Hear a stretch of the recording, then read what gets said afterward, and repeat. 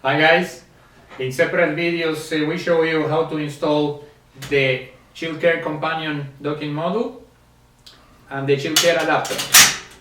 And now we're going to show you how to install the docking port to the power unit. Now we let the power unit to freely stand on the kickstand, and we position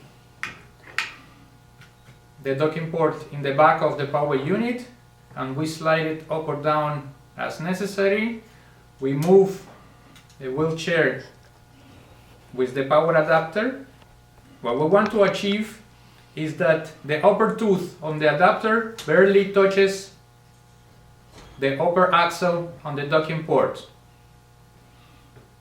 Find the matching holes between the power unit and the docking port and insert the screws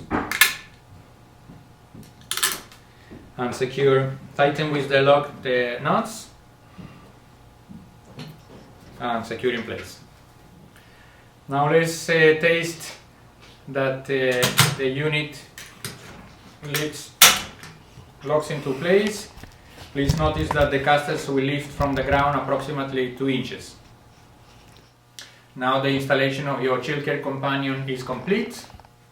Thank you very much and enjoy your ride.